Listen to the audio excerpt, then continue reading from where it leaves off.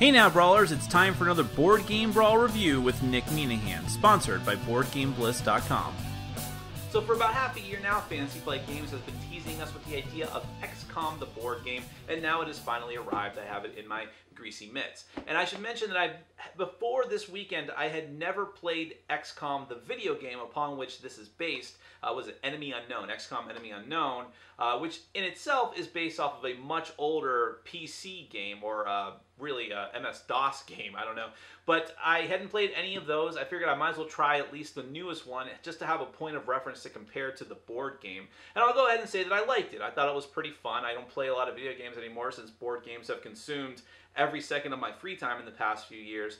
But I thought that it was an enjoyable experience, and it was nice to have the comparison to go back to the board game. But we are here to talk about the board game. And XCOM made a lot of waves when it was first announced, and all the way up to this point has been causing a bit of controversy because it requires the use of an app. You cannot play this game, you can't even learn to play this game without the use of the app.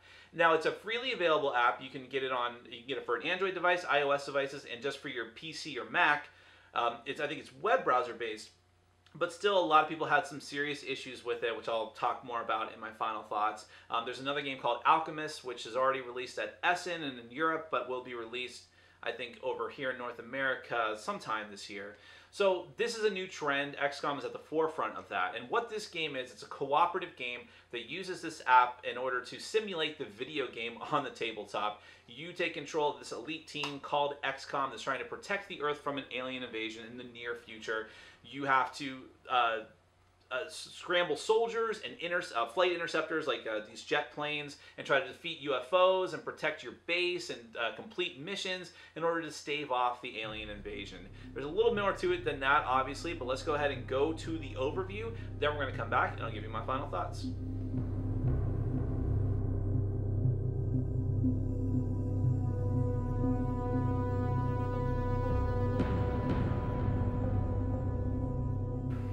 Okay, I'm going to give you a very brief overview of XCOM, the board game. This is a fully cooperative game for up to 4 players, where the goal is to save the Earth from an alien invasion by using these elite members of your XCOM team. This is based off of the video game that has essentially the same theme and a lot of the same concepts at work. There's only one way to win the game, and that is by completing the main mission. But the main mission isn't even unlocked until you've completed several regular, smaller missions. Then the main mission is unlocked. You can complete that, then you can win the game. But there's 2 main ways to lose. One of them is if too many continents go into a state of panic during the alien invasion, then XCOM has lost. The world has fallen to the alien threat. Also, this track here keeps track of the damage that is done to the main XCOM base. If that ever gets up to the last level, the XCOM base is destroyed, and then humanity is truly lost. There is no hope of fending back the aliens. Now, every player in XCOM is going to have a role, and if you're playing with less than 4 players, then that means that some players are going to have to double up on the roles. The commander is going to be in charge of the budget and also dispersing the interceptors out to take care of the global threats of the UFOs. The central officer is going to be in charge of the app, which I'm going to get to in a second, and also putting satellites into orbit to protect against UFOs that are up there as well. The squad leader is in charge of putting soldiers both on base protection and also on missions in order to complete missions and eventually get to the main mission. And then the chief scientist is in charge of researching tech. Tech being special items that are going to help all the other members of the squad complete their tasks. Now, I could continue just talking like this, but I think the best thing to do is just run you through the app. Now, I have my trusty tablet here, which I'm going to use. I already have the app booted up. And there we go. So the app is basically going to tell you everything that you do in the game. You set it up, you set up the normal board structure as it is, and then the app will fill in the rest of the blanks. So first you do, I hope you guys can see this okay. Let's just at least, there we go. So number of players, let's just do 4. We'll set it on easy mode. Trust me, you definitely want it to be on easy. This is where you set whatever your main mission card is. There's several different mission cards. They're all the same. Well, they're all mostly the same. They just have one negative condition that happens if the base takes too much damage. Let's turn that down a bit. Well, that's probably fine. Then the alien deck. This tells you what aliens you're going to use in the special alien deck. And so you'll actually take all the different instances of those alien cards and put them in the deck, shuffle them up. Just to show you some examples, here's an example of one of them. There's the outsider. These are all special symbols that you need to match up with the troops that you disperse in order to take them out. The number in the corner are successes you need in order to destroy them. They have special abilities like the outsider disintegrates and cannot be salvaged. The thin man, when he's killed, a new enemy spawns in his place. The sectoids have a mind merge ability where you ignore the first successes rolled against them, and so on. So we'll get back to those a little bit later on. Whoops, sorry. It's tough to juggle a tablet and a camera. All right, then we go to where your XCOM base will be. So this one's actually going to be in Africa. The XCOM base is important because wherever it's stationed at, the commander gets a special ability depending on where it's at. So in Africa, I think he gets extra money on his setup card. Then you do the starting panic levels. And remember I said that the panic levels are important because that's going to show you, hold on, let me just do this as I'm talking. If too many countries, 2 of them, go into panic, then the game is lost. You have failed in your duty of protecting the Earth. Okay, close enough. Then begin round 1. So that's the initial setup. So what's going to happen here, the central officer is going to take charge of the app and is going to be shouting out orders to all of the other members of XCOM. And you have a certain amount of time in order to complete your task. You can pause the game, but doing so actually hurts your chances of getting more time later on in the round. So I'm going to pause it during the rest of this overview just because it's easier to do that for the overview, but you're not really supposed to do that. So here we go. 3, 2, 1. All right, new technology available. So that's, oops, sorry. So when it says new technology available, then the chief research scientist is going to draw his hand up to 6 cards from his research deck. The research cards are tech cards that he can later research at when another part of the app tells him to. So we'll get back to that in a second. Yes, this is how fast the app goes. You're basically just yelling out orders, doing this as they come up. So here we go. XCOM budget, 14 credits. The commander immediately takes 14 credits. That's the money you have to spend for the round. Assign research 1. That means that the chief research scientist is going to take one of the tech cards from his hand, set it into the research 1 slot along with up to 3 scientist tokens that he wants. Now, anything that you assign to the board, scientists, troops, interceptors, are going to cost money at the end of the round, and remember, you have a budget. If you overspend your budget, then some territories go into panic. But by putting more scientists here, that gives you more dice rolls when it comes time to try and research that tech. So that could potentially be a very good thing. Next, we're going to go to Commander Crisis. So now the commander has to immediately draw 2 of these crisis cards, which symbolize the game fighting back against the players. These are very bad things like threat starts at 2 for each task this round, or kill 2 soldiers. But you have to choose one of these cards to resolve at the end of the round and then discard the other. So that's Crisis. All right. Then we're going to go to Enemy in the Base, Squad Leader. Whoever is the squad leader immediately draws a card off the top of the newly formed alien deck and puts it in the base. We'll get back to that later. All right, another crisis card for the commander. These are how things are going to come up. Sometimes they're random. Sometimes you don't know how bad it's going to be depending on the difficulty of the mission. The squad leader chooses a mission. So the squad leader is going to take whatever the top card is off the top of the mission deck and assign it there. Let's go ahead and pause that. So looking at the mission card. Oops, sorry. Let's do this. So, on the mission card, first you get a bonus if you're able to complete the mission. This one says, reduce panic in the continent by 1, reduce panic in Asia by 2. You're going to look down at the bottom. Mission tasks have to be completed from left to right during the resolution phase. This is the timed phase. Whenever there's these blue bars here, that means that you have to take enemies from the top of the deck and set them there as tasks. The middle one is also a task that you have to match symbols to complete. So essentially, I'll set this here and put 2 aliens on it for later. So now let's continue with the app. We've finished that. UFOs detected. Now the central intelligence officer or the central officer is going to put UFOs in the spots indicated on the map. So one of them is in orbit and one of them is in South America. Now we proceed. All right. Crisis, another crisis card for the commander. Deploy squad to mission. Now the squad leader has a chance to put troops from his reserve cards down here onto the mission. each type of unit has a different symbols on their cards that you're trying to match up to the task at hand. So you need to look at the symbols that are present on the enemies and on the mission card itself of the task that you're trying to complete and assign troops there accordingly, remembering that every troop that you put out there is $1 or $1 million from your budget that you have to spend. So let's just say, without even looking, that those are going to be assigned there. Also, you have a finite amount of troops. You have more troops here, but you can only get those at the end of the round if you have a surplus. All right, then we go to another crisis for the commander. More UFOs detected in South America. Okay, and assign research 3. Now the lead scientist is going to put another research tech in the 3rd spot and potentially research it as well. Emergency funding available. The commander has a special emergency funding card with a finite amount of money, 10 credits, that he can keep on that card. As he takes them off during the course of the game, they don't replenish easily unless you have a special ability like the Africa ability, but they are there if you need them. All right, then we're going to go on to enemy in the base. Another enemy pops up in the base that the squad leader has to put out. Then UFOs detected. So, hold on. I forget where those were, but let's say it was here and here, close enough. So UFOs get detected, and then the central officer deploys satellites. Sorry, I keep skipping ahead.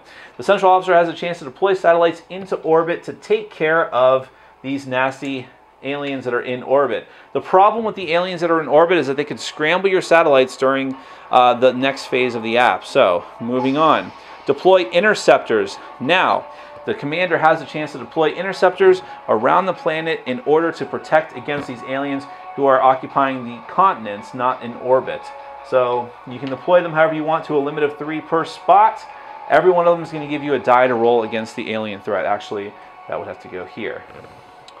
All right. I realize I'm not playing optimally. I'm just trying to race through this. Defend the base. The squad leader now assigns troops to the base in order to protect it against the aliens that have popped up in it. Because remember, you do not want your base to be damaged or you might lose the game. Another crisis card. Assign research to spot 2. And end of the timed phase.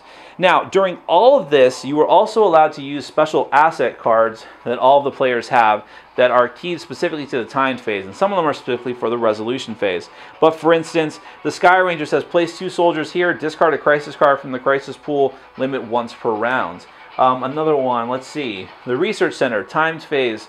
Exhaust this card and discard 2 tech cards from your hand to draw 2 more tech cards, and so on. There will be more tech cards that you're going to potentially research that will help you out as well. So for instance, if you were able to research this tech, the Hyperwave Communicator, timed phase, exhaust this to reduce panic in a continent by 1. Alright, so once you get done with the timed phase, now it's time to resolve everything. You go to the resolution phase in this cool animation. So proceed. First, you audit the budget. Make sure that everything that you put on the board, soldiers, satellites, interceptors, scientists, that you can actually pay for them. If you can't, then continents go into panic. If you have any budget surplus left over, you can get new interceptors and new soldiers from the recruit pool.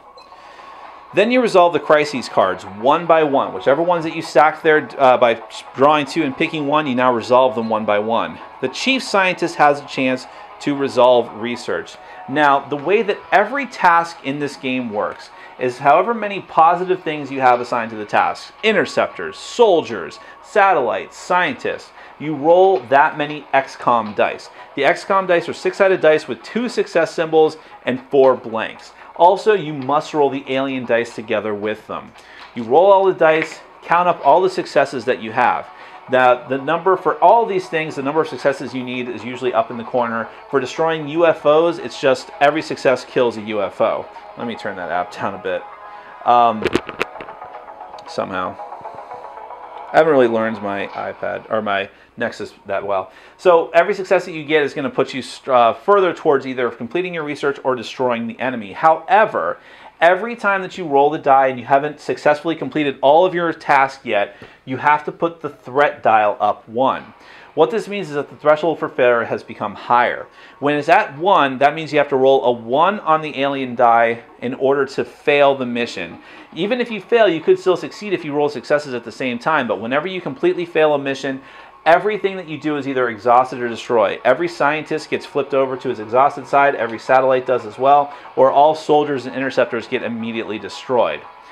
If you do not fail, but you still haven't had enough successes to complete whatever your task is, the threat goes up, the threshold gets higher. Now, on a 2 or lower, you will fail the mission. So I had put 1 success there. Then I would try again. And now I completely failed. I put another success on, which is enough to complete the tech and give it to the appropriate person, but I exhausted every one of my scientists. So that's typically how these work. When you go to the, let's just go through the different phases of the app as we go along. So then we go to resolving orbital defense. I have 2 satellites out there. That means that, and I have 1 alien spaceship I'm trying to destroy. So I'll roll these 2. Threat resets back to 1 for the new task. And boom, I've got a 5 on the alien die and 1 success. I'm able to destroy that alien. Nothing bad happens. If aliens, UFOs had remained there, for every UFO that was still there, the lowest, the continent that was furthest back and ties, you decide, gets moved further up on the panic track. All right, then we go to resolving global defense. This is where the commander rolls for each different continent that he has interceptors assigned to fight UFOs. So here I'll roll. I only have 1 interceptor. There's 2 UFOs. I fail. The threat track goes up. I fail. The threat track goes up, but it's still alive. I fail. The threat track goes up. And I succeed and kill 1, but I rolled a 1, so my interceptor blows up because it was equal to or lower than the number I was trying to get. So the game can be very deadly with the die rolls in this game. Also, if any aliens remain in the continent after all your interceptors are gone, you move the continent tracker for that continent up by 1. And then you proceed to the next phase. Just picture that everything there was either dead or wiped out. Okay, then we go to the squad leader resolving base defense. For base defense, you are assigning different troops to different symbols on the enemy cards in the order of your choice. The soldier has to have the correct matching symbols on his cards to match the alien symbols, and if they're gold bordered matched to gold bordered symbol, you get to roll an extra die for each one of those. Same thing, you roll taking into account the enemy's abilities. If you fail, all of the soldiers assigned to that unit die to fight that alien die. Then you move on, and hopefully if you have units left, you get to assign them onto the next enemy. For every enemy card that is left over after all of your troops are dead, 1 damage is dealt to the base. If the damage is ever dealt to a base and moves on to a red mark, you have to do the red negative thing that the main mission card tells you to do. Next, moving on, the base is not destroyed. It will ask you to remind you of that because that could just end the game right away. Squad leader resolves mission. Same thing. You're setting troops on the different tasks, hoping to complete it from left to right. If you complete all 3 tasks, the mission is complete, and then you get the special bonus. Then you let the app know how bad things are, if things have gotten into panic level. If you completed a mission or not, you let the app know. Not completed, let's say. And then refresh everything. Every special ability card you use gets unexhausted. All units get removed from the board. Exhausted tokens like scientists and orbital satellites that were exhausted go back to your cards and are not unexhausted till the end of the next round. Return your units to reserves. Let the app know how many UFOs are in orbit because that's going to let it know whether the app's going to get scrambled next round. Then you complete the next round. So I know that was quite a lot to take in, but that is essentially XCOM. You're following the app, doing what it tells you to do, but making split-second decisions as to how you should array your forces, how you should put them out, how many you should recruit, how many resources you should commit to a certain act because you only have so much money, and so on. That is XCOM, the board game. Okay, let's start with the easy stuff, theme and components. I think the theme here is solid. I think that the video game carries over fairly well to the tabletop games. There's a lot of things that you can't handle just because of the nature of the game, how fast it is and how frenetic it is. For instance, in the video game, you can actually build parts of your building, and you can do a lot of...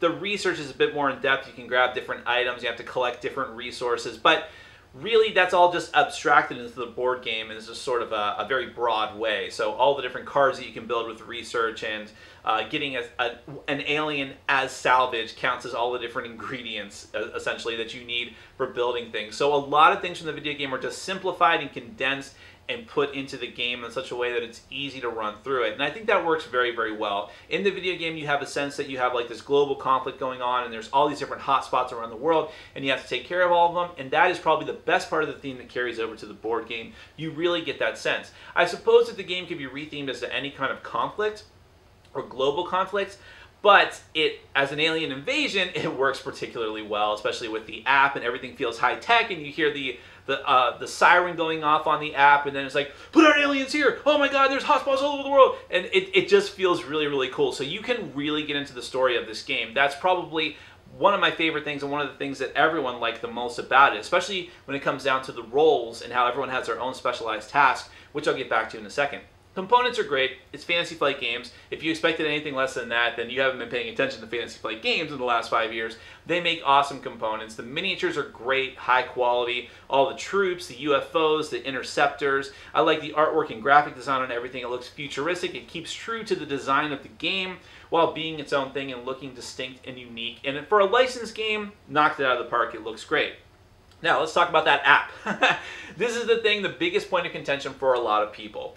You need the app to play the game, and in fact, you need the app to learn the game. There is no printed rulebook in the box. There's like a 4-page component sheet, essentially, is what it is, and like an overview of what certain things do, but it's really nothing. You need the app, you need to run through the tutorial, and then whenever you play the normal game, you have to go back through the glossary and look up certain rules if you need to know them.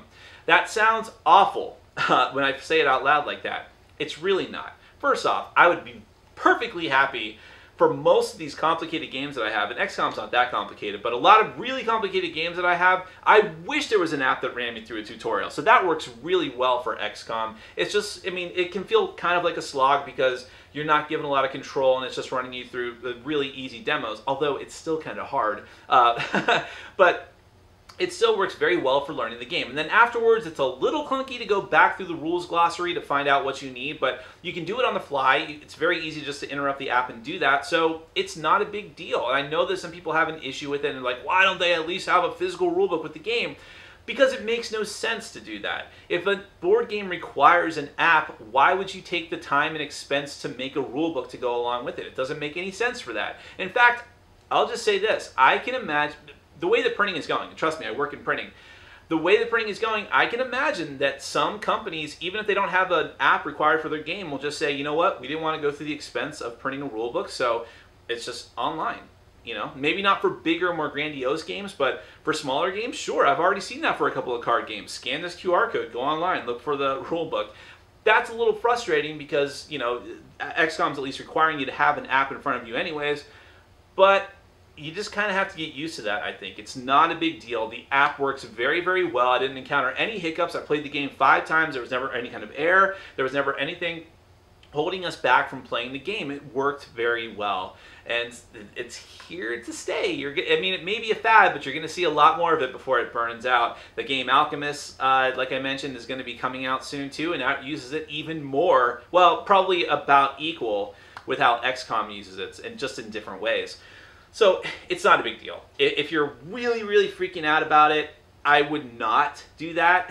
Chances are you're just making an excuse to not play the game anyways, because it doesn't really make a difference. It's very, very easy to use. Even no matter what device you use it on, it's easy.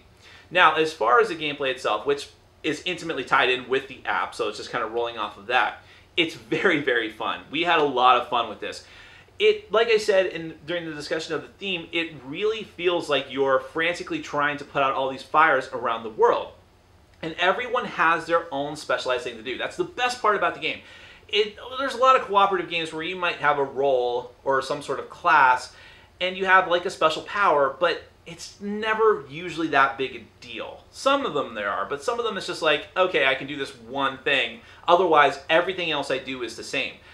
In XCOM, you have a set of duties that you have to perform that are integral to the success of the team. And while other people can theoretically take on extra roles if you're playing with less players, and I'll get back to that in a second, it's not nearly as efficient. There's so many things that you have to keep track of. Your asset cards, the tech cards that you're given during the course of the game, the troops or interceptors or satellites or scientists that you have to deploy.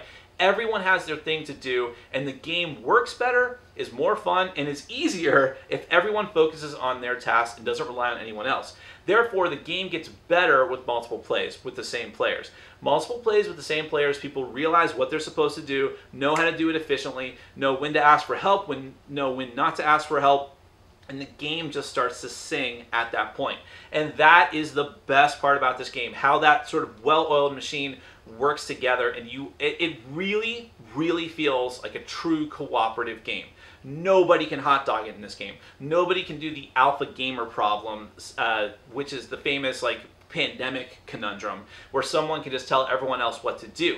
You can give solutions, but in the heat of the moment, when that timer's going down, you need to rely on the other people to make their own decisions. And I love that. That's the best part about this. Now, I will say that the worst part about this, or at least what I consider most people, including some people in my group, thought was the worst thing about the game, is that when you get to the resolution phase, for whatever task that you're assigned to, whether it's researching or putting your troops through the base or satellites, whatever it might be, you have to roll dice, and those dice can be brutal. Those dice essentially define the difficulty of the game, and how you roll them defines the difficulty of the game. I've had games on normal difficulty where, and I would not recommend going higher than normal, at least for your first, 50 games. It's very, very hard. I've had games on normal where we rolled really, really well and just sailed through it. Everything happened the way it was supposed to happen. We destroyed everything. We didn't lose too many troops or interceptors or satellites. And everything just went very, very well, and the game seemed easy to us. I had games on easy mode where nothing went right. Every die roll was a disaster. We kept losing people all the time.